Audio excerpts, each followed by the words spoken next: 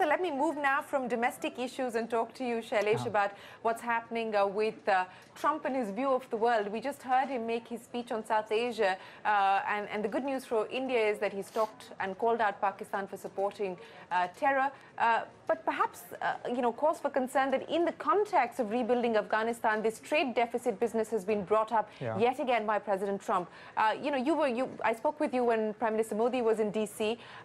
Post that, and in the light of what we've just heard from President Trump, how do you piece it all together?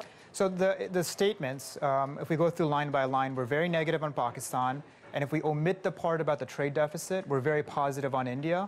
And it was a remarkable shift from what the U.S. has said in the past with respect to India's role in the region. My take on it is that he had to say something so that it was a little bit more balanced. And the something ended up being the trade deficit issue. This is something he's talked about in the past. Of all the potential negatives that he can find about any country, including India, this is the only one for India. So that's why this was probably inserted in there. He needs to say something. But on balance, I think this was extremely positive. I think people on the Indian side are very happy with what he said. It's a recognition of India's role in the region, and it's a big, big shift from what we've seen from the U.S. policy in the past. A quick word on how the U.S. is seeing the standoff between India and China at this point in time. So they've been very quiet, and that's, I think, important to note. They've been quiet. They haven't taken sides.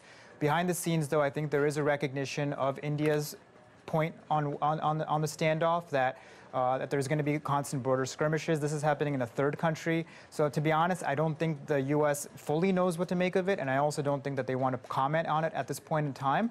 But on the fundamentals, I get the impression that they are concerned about China's role in the region. They do, again, see India as the dominant player in the region.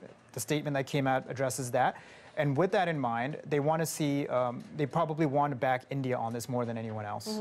My final question, Shailesh, what is the expectation now, given the fact that the first meeting has happened between the two leaders, in terms of actually taking stuff forward? I mean, we've got that Global Entrepreneurship Summit, which Ivanka Trump is going to be headed to India, leading the U.S. delegation. But beyond that, in terms of getting business done, what would the expectation be for India and the U.S.? So the Entrepreneurship Summit, or aggregating or convening, is probably the most important thing right now.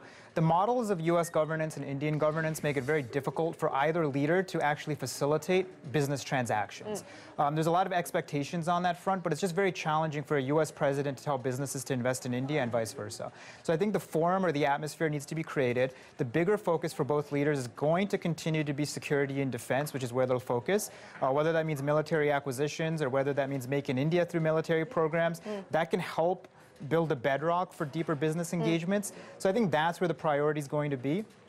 Are you hearing anything more on Lockheed's bid for pushing the F-16 to India? So we know they're interested and that they want to sell this plane to India. I think either way, their arrangement with the Tatas is going to mean that they're going to build it in India one way or another.